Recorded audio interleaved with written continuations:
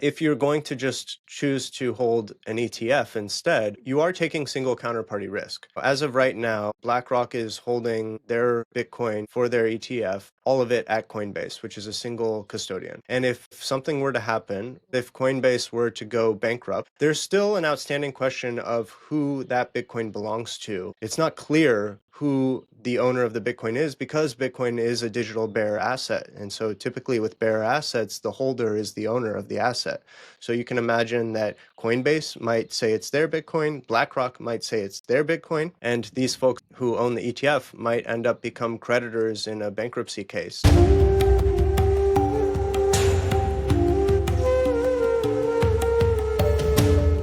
Welcome back to Bitcoin for Professionals. I'm joined by my co-host Harris Irfan, and we got a special guest today, Chase Palmieri from Acropolis. Chase, we're going to jump right into it.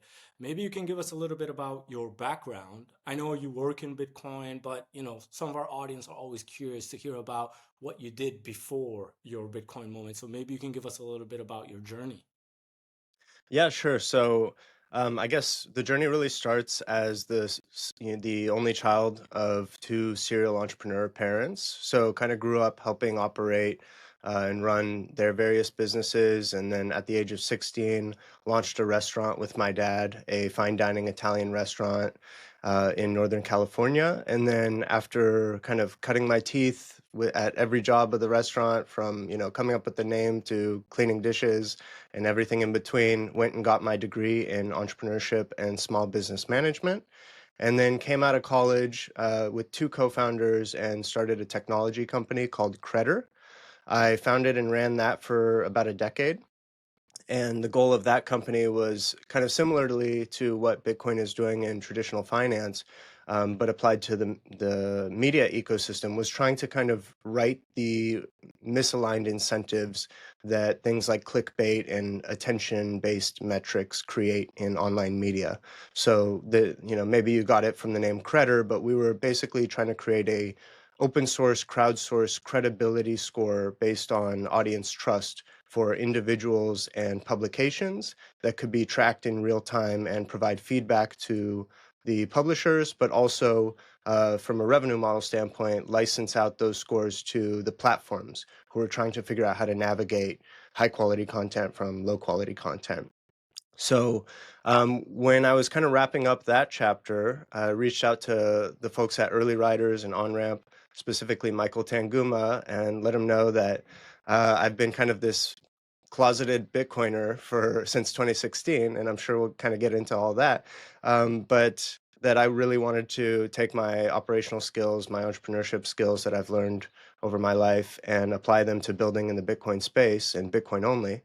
And luckily for me, Acropolis and Mason Carter, my co-founder at Acropolis, was in need of kind of somebody to fill the CEO role. And so the timing just worked out, and I've been in that seat since November of 2024. Amazing. So you were brought up with the entrepreneurial mindset, just given the background. That's quite rare that both of your parents, not just one of them, because typically you'll see a standard 9 to 5 parent, and then the others maybe a businessman, businesswoman, but you had both influences push you in that direction. Was there Yeah. something specific about entrepreneurship that caught your attention? I mean, not everyone follows in the footstep of their parents, but what was it that kept you on that path? That's a great question. I guess like my earliest realization that entrepreneurship was different was having both of my parents show up to my sporting events and never having them kind of, say, oh, I can't do that, or oh, I can't make this, So they were always kind of there at those key moments because they were deciding their own schedule. And so that was kind of one of the early moments that it clicked for me that, oh, entrepreneurs are kind of in control of their own destiny in a way that, somebody who's an employee of an organization is not. So that stuck out to me from a young age. And then, when you follow that train of thought and you kind of learn to become somebody who wants to live and die by your own sword. You see your parents live and die by their own sword. And you just decide from a young age that I'd rather be in control of my own destiny than, slave away at an organization for a decade, trying to climb the corporate ladder just to get cut when there's a round of layoffs, and there's really nothing you can do about it. So I guess you could say that I was unhireable from a very young age. Wow, fascinating. Sadly, and I think Harris can relate, both of us were knee deep in the corporate ladder until, recently we decided to take a break from that. But that's amazing, and I love those kind of stories. When did you come across Bitcoin for the first time? So I'm not sure exactly where I came across it, but it was in 2015, 2016. I was just kind of finishing up in college, kind of having an easy last year at university and doing a lot of study kind of on the side to try to prepare myself for the career in this business that I was looking to create, and came across Bitcoin. Luckily for me, because of my background in business and my kind of studies in economics and finance and accounting, luckily for me, I first encountered Bitcoin not through Silk Road or maybe some of the other areas that you could touch the elephant, but from the 21 million meme. So I've understood from business and, like I said, just Econ 101. Well, if this really represents the first ever truly finite supply asset, and it really can be secured and moved digitally, then this thing is, especially because I'm only just hearing about it now, this thing has the adoption cycle ahead of it and absolute scarcity to make sure that the price runs to try to get holders of it to release it. And obviously, if you believe it's the scarcest asset in the world, then the people who are holding it are not going to want to let go of it. And so, therefore, price should run like crazy. So I first approached it from an investment standpoint, like, wow, this seems pretty obvious that it's kind of the next big appreciating asset. And from there, I really just dug in and did my homework to try to prove or disprove that the hard cap could be defended by the protocol, by mining, by the difficulty adjustment. So even though I'm not necessarily technical, I kind of forced myself in that direction when I first encountered Bitcoin, because to me, it was all about, is the 21 million hard cap defensible? If so, this thing is going to revolutionize finance. So is there a specific moment, aha moment, or orange pill moment that you realized that, Bitcoin is something genuinely special? Or is it a sort of gradual realization over time? There was the somewhat aha moment of, oh, really? 21 million? And then there was the proving to myself gradually through trying to disprove the thesis, really seeking out the naysayers that, you know what? No, none of these people who are, speaking negatively on this asset have actually done the research. They don't actually know what they're talking about on how the protocol works. And so then it just became, gradual confidence building that this was built to last. That's very interesting. I mean, yeah, every person we ask about the Bitcoin aha moment, it's unless there was some form of extreme pain that forced them to find an alternative, it's similarly, the same story where they had to take this contrarian view where they had to prove that, everything was certain, the supply cap, all that kind of stuff. But that's fascinating. Thank you for sharing that. Let's move on to Acropolis. I mean, you're the CEO, co-founder of Acropolis. High level, Acropolis basically helps institutions manage Bitcoin on their balance sheet. Maybe you can break it down for us a little bit more, maybe the reason behind the existence of Acropolis. Let's just start there. Yeah, so maybe something that I left out is in those earlier businesses of mine and my parents, we were early adopters of Bitcoin as a treasury reserve asset, but it was not easy to do. And, luckily they had me, somebody who was, had the business degree and had spent the 10,000 hours to understand the unique properties of Bitcoin to help them. But, implementing a Bitcoin treasury it is a challenge, especially because there are only so many Bitcoiners with a corporate finance background, and that's almost another level of scarcity in this space.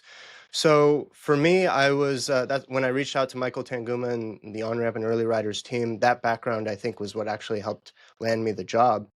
And so I was already aware of the difficulty in implementing a Bitcoin treasury. And so what Acropolis does is we've created this streamlined process, this repeatable implementation that we can take a client from a bakery to a listed NASDAQ company through. And that includes helping them get their secure custody through multi-institution custody, our recommended form of custody with no single counterparty risk, all the way through to helping them make their an appropriate initial allocation based on their cash flow and operational needs, all the way to helping with accretive debt or equity financing, if appropriate, if they want to pull forward future revenue to stack harder and faster at today's prices, and then through to things like investor relations, stakeholder engagement, employee Q&A.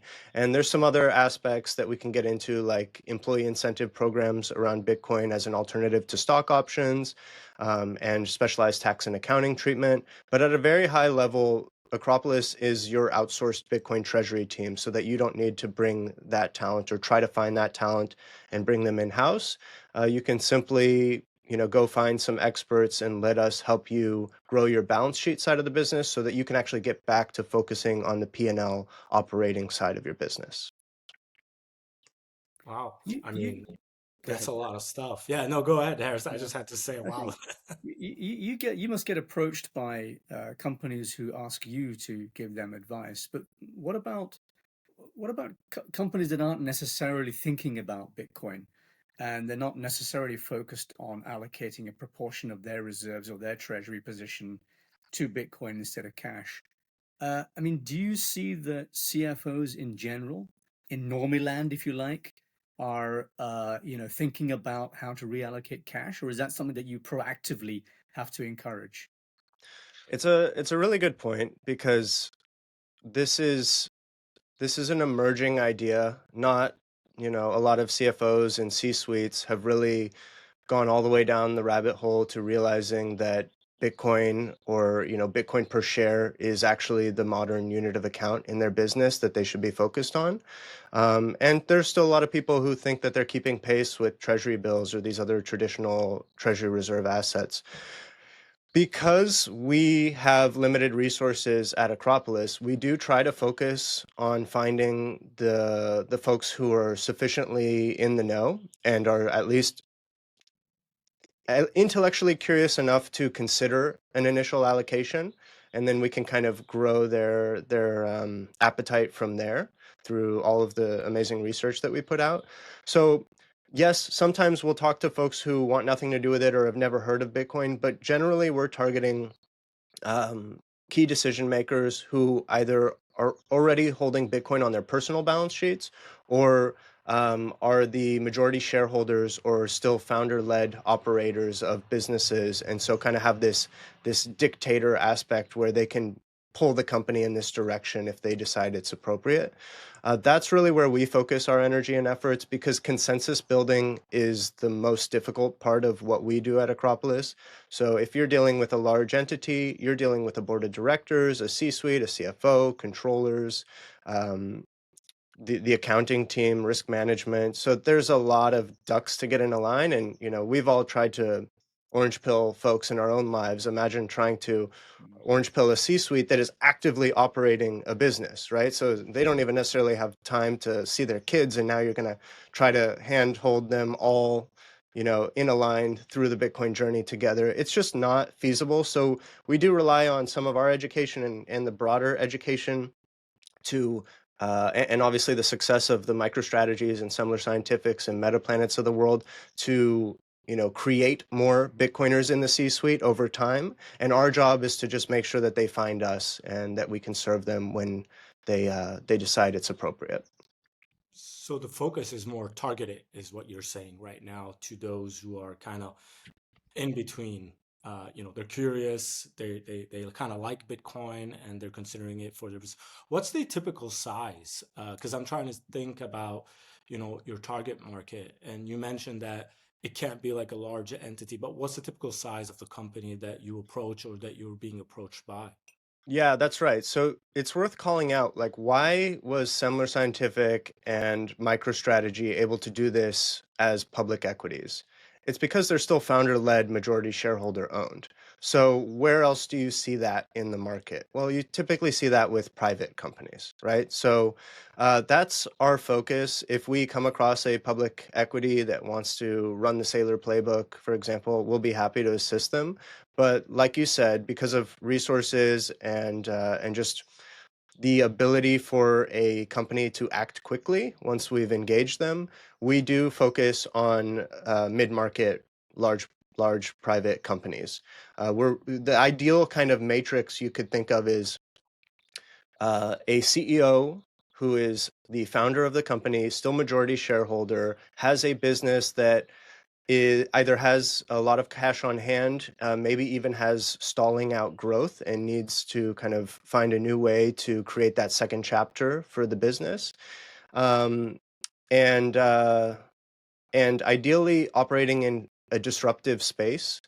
So whether technology forward or commodity type business, so that, either if it's technology forward, they understand the value of emerging disruptive technologies and how they need to lean in. And if it's a commodity type business, then they understand kind of the stock to flow and scarcity and supply issuance aspect of what makes Bitcoin valuable. So we're having a lot of success in those areas. And so from a size standpoint, I mean, technically, we will work with somebody with less than 5 million in assets on a retainer, but really, our model is geared towards folks who are able to quickly get to 5 million or more in Bitcoin under custody so that we can charge basis points on the custody and grow alongside them. Yeah, that's really interesting. Before I hand it over back to Harris, 2024 was extremely kind to Bitcoin with the ETF launch. This year, new accounting standards have been put in place. MicroStrategy is on a roll, Semler Scientific. You have sovereign nations talking about Bitcoin. Uh, would you say the missing component to see more demand from your segment market is price appreciation right now? It seems like everyone's waiting for price to appreciate, and typically we've noticed that's a trigger. So I'd love to get your thoughts on that because you've been so knee deep into the space. Yeah, that's a good point. Obviously, number go up is the marketing team for Bitcoin. But I will say, I think all of the barriers have been sufficiently knocked down. So, for example, you mentioned the FASB fair accounting value. That's huge for a corporation. It's honestly a deal breaker out of the gate before that was in place. So, as of January 1st, 2025, any company's CFO can, no longer be penalized for putting Bitcoin on the balance sheet. And, we've And seen, sorry go to ahead. interrupt, Chase, but because not all of our audience is, accounting friendly. Everyone hates accounting, sadly. But maybe you can kind of break down, in simple terms, the before and after, like what the Sure. change looked like. I think that would be helpful for everyone. Yeah, sure. So before January 1st, 2025, before the new FASB fair value accounting standard for Bitcoin's treatment on the balance sheet went into effect, Bitcoin was treated as an indefinite intangible, similar to something like intellectual property, which is ridiculous because it has a 24/7 market rate. But it was basically had to be marked down to its lowest point ever that the price ever reached since the company had made that investment. So you basically have to show all of the loss for the holding and none of the upside. And so, if you imagine a company like MicroStrategy buys Bitcoin at, let's call it $30,000 per Bitcoin, and it drops to $16,000 per Bitcoin, but then runs up to $109,000 per Bitcoin, before this January 1st, 2025 update to the accounting practice, they actually had to mark their Bitcoin on the balance sheet down to $16,000, the lowest ever price, even though it might already be over $100,000 per Bitcoin and they could have massive earnings on their Bitcoin holdings. And so for the general public, especially with a public equity like MicroStrategy, there's a lot of folks who just quickly look at, um, Yahoo Finance and these other places where they can quickly get a glance at the financials of a business. And basically, this prior accounting treatment was penalizing companies who bought Bitcoin because Bitcoin's volatile. So it does go down, but we would all agree that the volatility is skewed to the upside. But from the at a glance market treatment, these companies were being penalized, and they looked like they were showing massive losses on their investment in Bitcoin. When in reality, a lot of these companies, especially any company that's ever held for 4 years, is massively in the green.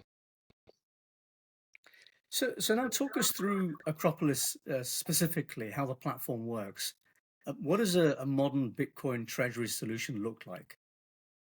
Yeah, so at the base layer, custody, right? Because everything we do to help you grow your Bitcoin stack is only as relevant as our ability to ensure that you can safeguard and keep that Bitcoin for the long term. So, you all at Onramp Mina are obviously also big believers in the value of multi-institution custody. So kind of the first step when we're onboarding a client is to provide a white glove onboarding service into their multi-institution custody vault, where we help them onboard into these three separate, legally distinct qualified custodians, each of which holds one of their private keys on their behalf so that they don't have to hold cryptographic material in their own right or in their desk drawer, or hand it over to a key employee and then ask for it back when that employee decides they're taking a job elsewhere. So there's a lot of compliance benefits to multi-institution custody, not to mention the obvious benefits that come from having no single counterparty risk, meaning, even if one of these institutions were to blow up in FTX fashion, your Bitcoin hasn't moved, it's completely secure.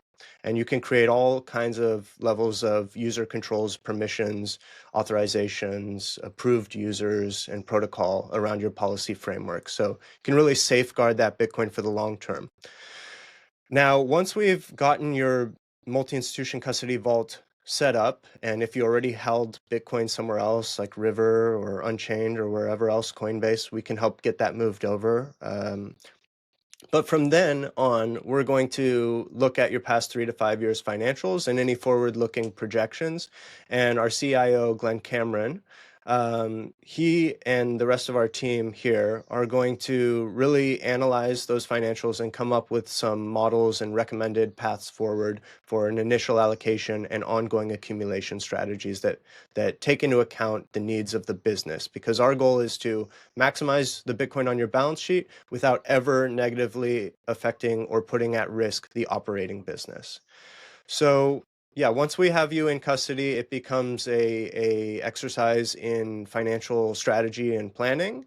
And then from then on, once we've decided we know what the appropriate allocation strategy is going to look like, it becomes a kind of an investor relations and comms game from there. So then it becomes, okay, C-suite is aligned on the strategy. Before we execute on the strategy, and surprise your employees who have never heard of Bitcoin or don't know how it's different than XRP or Ether or anything else, we really need to communicate the value and the unique properties of Bitcoin and why this strategy makes sense and should actually, it will build resilience in the business, and it should build confidence and conviction in the equity shareholders of the business and the vendors and whoever else needs to be brought along on the strategy. So that's kind of the path that we'll take a client through. So just on the comfort side, on the sort of professional standards side, how do you get the boards of client companies comfortable with the service that you're providing from a custody, liquidity, governance, audit point of view? How do you get them on board? Yeah, so it's a lot of work. There's an enormous amount of education that needs to be done to get a C-suite to recognize Bitcoin's value on the balance sheet first, but then to recognize how multi-institution custody is essentially the only way of holding Bitcoin that meets the compliance needs of a modern day corporation. So then it gets, then we have to get into the weeds of, what I'm sure you all talk about all the time about the multi-institution custody quorum, how you can have it, each key holder in a different jurisdiction, how you have these video verifications with 2 of the 3 entities. So we really have to take them step by step on the flow of funds and get them comfortable with that, get them familiar with each of the key holders, and get them to understand, okay, I still have access to this money at my fingertips through these dashboards, but nobody's going to come, cutting off my fingers to get them. Nobody's going to come after me for this Bitcoin because nobody within the organization actually is holding the cryptographic material. So it's more of a modern day banking relationship. So it's a multi-step process. That's why I say we prefer to deal with kind of the orange pill dictator at a private company who's majority shareholder and they already hold Bitcoin in a multi-sig way. And then it's really easy from there. Like those folks, we can turn around in a couple of weeks. But the longer board discussions, it often takes months.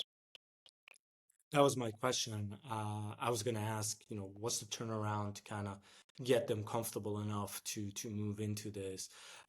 Quick follow-up question, also around that point. When you speak to these institutions or these benevolent dictators, as you are putting it, because in finance, in the traditional asset management world, people are used to a financialized product. Like they would get exposure to a financial instrument like a bond or equity. But in this case, basically, they're holding spot Bitcoin. So how's that conversation? Because typically, in some areas, for example, a pension plan, they can't hold the underlying commodity. And that's one of the issues with getting them onboarded to Bitcoin, even though a lot of them want that. And it seems like we're turning a page. But that is one of the harder conversations because it's like, what do you mean holding spot? Am I going to buy spot gold bars and place them somewhere? So here, Bitcoin is digital, but it's still spot from a regulatory point of view. Do you have insights on that? I'm just curious to see how that Yeah. conversation is going. Yeah, so you can imagine some companies we talk to would say, why spot versus just buying BlackRock's IBIT ETF? There's a couple key reasons why. So one is, first off, an operating business cannot hold too much as a percentage of their overall treasury and balance sheet of securities, or they could be deemed as an investment fund. So there is a restriction to the level of all in that they can go with their balance sheet if they are to hold securities. And so spot Bitcoin is obviously a preferable alternative to that. The second is that if you're going to just choose to hold an ETF instead, you are taking single counterparty risk. As of right now, or at least from what we know, BlackRock is holding their Bitcoin for their ETF, all of it at Coinbase, which is a single custodian. Now, Coinbase itself might be using some kind of a multi-sig key arrangement on behalf of BlackRock there, but at the end of the day, it's a single counterparty. And if something were to happen, which, I'm not projecting that it is, but if Coinbase were to go bankrupt, there's still an outstanding question of who that Bitcoin belongs to. We have not really tried the bankruptcy, legislation when it comes to these types of situations yet. It's not clear who the owner of the Bitcoin is because Bitcoin is a digital bearer asset. And so typically with bearer assets, the holder is the owner of the asset. So you can imagine that Coinbase might say it's their Bitcoin, BlackRock might say it's their Bitcoin, and these folks who own the ETF might end up become creditors in a bankruptcy case and lose access to their Bitcoin for a long period of time, or maybe get paid out the dollar price in the future, like what we've seen with some of these other bankruptcy cases where they're getting the dollar value at the moment of bankruptcy, but if it took 5 years for them to get their reward and Bitcoin's appreciated 5 years, well, they've missed out on 5 years of upside as their Bitcoin's been locked up. And not to mention the fact that when your Bitcoin's locked up, you can't do things like borrow against it for liquidity for whatever your needs are operationally or in your family life. So we encourage businesses to get comfortable owning spot Bitcoin. in the same way that it took companies a while to get comfortable with the idea of having a website. At first, a lot of companies thought, I don't need to have a website. I don't need to having emails for my employees. A lot of these things were scary and too technical at first, but they become just normal business practices today. And we don't call companies with a website companies. And just like right now we call companies who own Bitcoin treasuries Bitcoin treasury companies, it's really just going to be companies who understand that Bitcoin is a better savings technology, and they're going to own a portion of that on their balance sheet. What's Yeah, your we need to. prediction on timeline there? When do you think that's going to happen? When will we stop describing, treasurers who hold a portion of their reserves in Bitcoin as Bitcoin treasurers? Yeah, I think because there's still a lot of marketing benefit to calling yourself a Bitcoin treasury company, it won't be, it's less an issue of when is adoption big, so much as when am I no longer getting a benefit, a boost in PR for announcing this strategy. Mhm. So I think that that kind of Bitcoin treasury steam is already wearing off a little bit. There can only be so many first adopters of the Bitcoin treasury strategy until folks kind of quickly, it becomes more of a 24-hour news cycle. Like, oh, who so and so adopted Bitcoin treasury? Oh, cool. The next day somebody else does it, and you're already on to the next company, and you've kind of forgotten to give all that new brand value to that organization that embraced a Bitcoin treasury. So I think the marketing aspect of it is starting to wear off already. So I would say within 4 years, um, it's probably something that companies will do and not even really make a stink about anymore. It might just be a quick press release and nothing more, no like podcast circuit around it. I need to go back real fast. We know two things for certain about your comments around Coinbase specifically. One, we know that Coinbase holds around 80% of all the ETF, if not more, all the ETF Bitcoins under their custody platform. In other words, there's a huge honeypot there. And if something breaks, it could be catastrophic. Second, we know also for a fact, and this reinforces your comment about, we haven't experienced bankruptcy yet. And literally in the disclaimers in the ETF filings, at the bottom and at the end, you'll notice a statement there that in the event of bankruptcy, uh, you know, so-called asset owners, so-called ETF investors, may become unsecured creditors, meaning, Right. the Bitcoin is no longer theirs because they go through the bankruptcy proceedings, like you said. So those are two facts, and people can do whatever they wish with them, but that's just the reality. That's literally written in that document, Yeah. and we'll bring it up just so that everyone can see it. We're not Yeah. just, yeah. So Well, what you mentioned, yeah. that's the clause that I was referring to. Yeah, in the Yes. IBIT ETF. So I was specifically referring to that. And I think it's worth mentioning that as we see nation state adoption, nation state recognition that this makes sense as a strategic asset, you are opening up this honeypot scenario up to more than just your traditional, black hat, white hat hackers. You're now opening up this threat to nation state attackers. And who knows, maybe even nation states will attack their own exchanges within their own countries if they decide that the asset is valuable enough. We've certainly seen things like 6102 in the United States. And so if a government decides that they don't own enough Bitcoin, they're not positioned well for the next, century of global economic warfare or, savings technology. I can see a lot of state actors with a lot more resources and potentially even individuals who work in these companies as spies. There's a lot of this type of activity historically in corporate finance and big tech.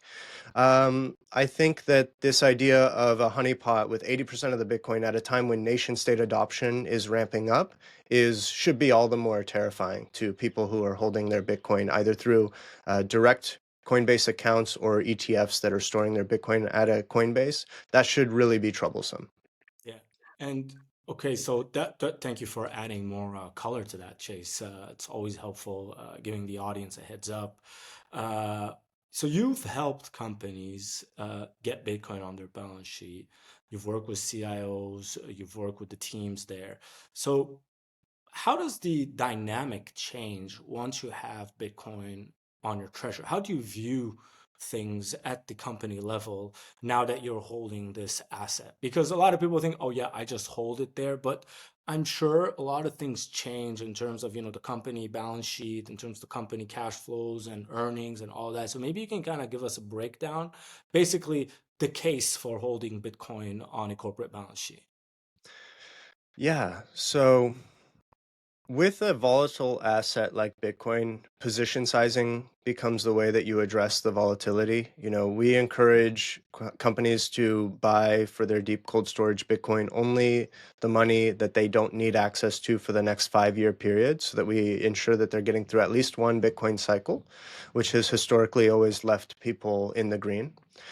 Um, when it comes to why a company needs to consider Bitcoin as a treasury reserve asset, well, we need to talk about the wider landscape of massive government deficits, increasingly large money prints, and this runaway inflation and debasement of local fiat currencies and also the kind of the non-true cost of capital rate that comes with lending money to the government in the form of treasuries. So if inflation is really 10%, and let's be generous and say you're getting 6% for lending the money to the government, well, you're actually losing 2% of your purchasing power annually. So it looks on paper like you're keeping up because, oh, in fiat terms, you started with $100 and now it's $106 at the end of the year. But in reality, that $106 now is buying you less than even the $100 would have bought you, right? So it's luckily, I guess one of the positives of the COVID era money print, where we saw just enormous trillions of dollars of liquidity flowing into capital markets, is that it was so big and so fast and so blatantly obvious that from individuals all the way to corporations kind of woke up for the first time that, oh, you know what, inflation can even happen in the United States. Um, and so these companies, they're starting to look for assets, and this is actually the story of MicroStrategy itself, right? They went around looking around saying, okay, I am taking the first step. I'm acknowledging that inflation is real and that it's probably higher than the stated rate that the government is telling me through things like CPI. And so what can I hold that will keep pace with inflation? And when you look at the S&P 500, it really historically seems to just keep track with inflation. And so what you want to own is scarce assets, hard assets, meaning hard to create more of that asset. And there's nothing harder and scarcer in the world than Bitcoin today. And the fact that you can own this as it's still emerging into a store of value, meaning you're catching it early on in its adoption cycle, not late, like 10,000 years of gold's adoption cycle, then that actually adds further appreciation opportunity to that investment. So that's the case for Bitcoin as a modern treasury asset, also because it is, it can't be tariffed. It has no CEO, no marketing team. You're not gonna find out that the management team failed to operate against the product roadmap. So there's all of these other aspects that come with it being a global decentralized asset. You have a 24/7 liquidity in the asset that you don't have with anything else. You can't even get cash out of your bank account on a weekend or a bank holiday, right? So you really have the perfect mix of properties for a modern treasury reserve asset. And yeah, what was the other piece there when it comes to No, like uh, how are they? So you made the case. Now they have Bitcoin on their balance sheet. So thank you right? for walking us through the thesis. So now they have it on their balance sheet. How do they view their balance sheet differently now? Because I'm assuming it's not the same as just not having Bitcoin and buying treasuries. Things Right. change. Right. Well, when Bitcoin starts to eat into your brain a bit and it becomes your unit of account, whether in your personal life, your family, or your business. And so when Bitcoin is your new hurdle rate and you really understand that whatever you think it is, 35% compound annual growth over the next decade, whatever benchmark you want to put on it, if you believe that that's your new hurdle rate and that you can take an incremental dollar and rather than investing it in a new product line or a new employee even, you can just buy growth off the shelf, as Jack Mallers likes to say, by putting that incremental dollar into Bitcoin and putting it away, giving yourself optionality into the future, the business starts to get leaner. They start to get more disciplined, and they start to get a lower time preference. They start thinking very long term, like, okay, we're going to be around for 100 years now because we own Bitcoin. So how does that change the business? So this M&A strategy where you take your capital and you try to buy another company to tack on their cash flow, and it may or may not work as you're basically integrating this foreign entity into your entity. That's difficult, that's challenging, and historically a low success rate. And if you're doing stock buybacks or you're paying out dividends, you're actually decapitalizing the business. So you're making the business less resilient. You're basically telling your shareholders that you have no idea what to do with the money. You've run out of ideas. You're giving money back to investors. And that's also, like I said, it's making the business less resilient over time because in a COVID scenario where maybe you have to close your doors for 2 years, you have decapitalized the business. You need to make sure that you have more runway than you expect in today's turbulent global markets. Here we are talking amongst a potential trade and currency war as well. So when it comes to a company that has successfully adopted Bitcoin, those are the things they start thinking about. And what's really interesting is when a company has held Bitcoin for long enough to see it appreciate, especially if it's gone down first and they've had to address concerns of volatility and, oh no, it's going to zero, and their employees start calling them up and there's concerns over that aspect of the business. When it goes back up, it really builds conviction in the team, and everybody from the C-suite to low-level employees starts thinking in terms of how can we get leaner, tighter, more efficient so we can acquire more Bitcoin so that my shares have more Bitcoin per share, because Bitcoin is the future unit of account, and Bitcoin per share is what looks like when that unit of account meets the world of business. So we're getting pretty close to the end of the podcast, Chase, and I thought I'd ask you one final question from me, and then I'll hand over to Ralph to wrap up. What about the next 5 years? What do you see for Acropolis? What do you see for the industry? What does the next 5 years look like? So for Acropolis, right now we are leaning on third parties for some of our services, some of our kind of scope of services, if you will. So when it comes to the capital markets activity, we work hand in hand with some of the best kind of investment banks and capital markets folks, whether at Cantor, Fitzgerald, or elsewhere, when we have a client that wants to engage in a accretive debt or equity financing strategy. And even same thing with specialized tax and accounting. Obviously, Bitcoin is a global asset and we serve global clients because of that, but there are different tax and accounting treatments based on your jurisdiction. And so because we can't be everywhere and specialize in everything, we have to lean on outside partners. What I envision for Acropolis is two things. One is that all of these services eventually, because client demand justifies the investment, come in-house. And Acropolis is, you're a broker dealer, and we can help you go out and raise that capital raise. We can help you tell the story. We can do every piece of this service, including the specialized tax and accounting treatment. So I would love for Acropolis to not just be kind of the custody, the financial modeling, the investor relations, and then leaning on these outside parties for, some key aspects of our service, but bring it all in-house.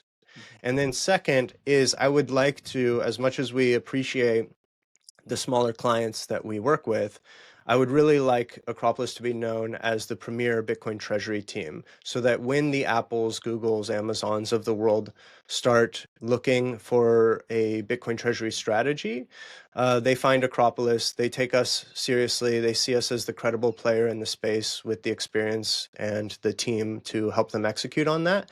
And then we either work hand in glove with or in tandem with their existing corporate treasury team, or they just rely on us for their Bitcoin treasury and kind of isolate that aspect of their balance sheet. And so I really see Acropolis working its way up to the higher, more premier side of the market over time. It's amazing, Chase. Good luck with all of that. That sounds interesting, and with Bitcoin behind you, I'm sure you guys are one of the early entrants in the space. So, wishing you all the best on that. Before we wrap it up, we typically like to ask our guests a question that kind of relates to their area of expertise. So, you're a founder. You've worked, with CFOs. What kind of advice would you give founders or CFOs or CIOs about, Bitcoin, or if they're Bitcoin curious, or, just looking to learn, what would you say to them to nudge them in the right direction? Ah, you know, I guess we're assuming that they're already intellectually curious, and that they can be humble enough to approach the topic with the assumption that perhaps everything they think they know about the way money works and traditional finance is either wrong or that they've been lied to, and um, that Bitcoin might actually represent truth in finance. And so I guess what I would urge somebody who's curious, I would say, I have never found anything like this where you will be financially rewarded for your lack of ego and intellectual curiosity on this topic. You know, if you're a basketball fan, I guess theoretically you could make better bets on basketball games the deeper you go into the topic, but it's going to be very hard to see that intellectual curiosity transform your life and your family's future. But with Bitcoin, you're learning about money. You're learning about savings technology that creates a lasting legacy.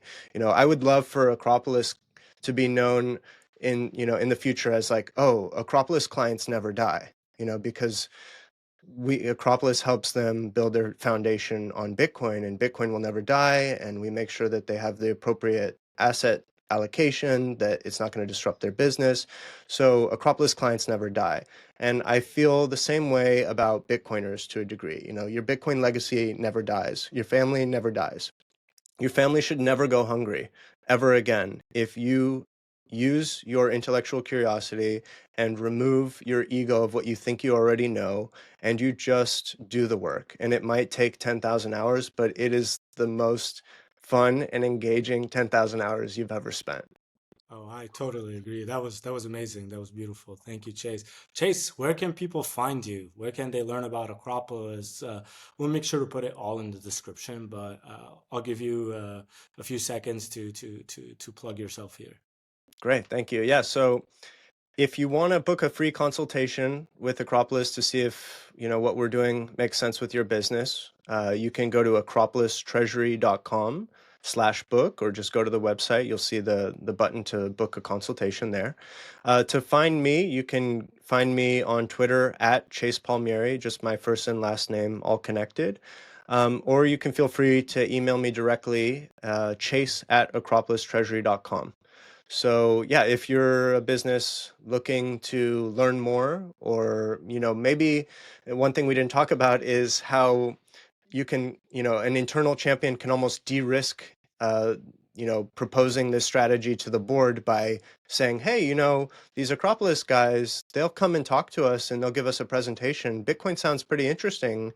You don't have to take that career risk and try to fight this battle internally on your own. You can just tap Acropolis. We'll come and provide that air cover as a service, and we'll work with you behind the scenes to do our best to try to get the board aligned. So yeah, please reach out. Happy to work with your business and make sure that Acropolis clients never die. Amazing. Thank you so much for joining the show, Chase. Thank you. Thank you. Thank you both.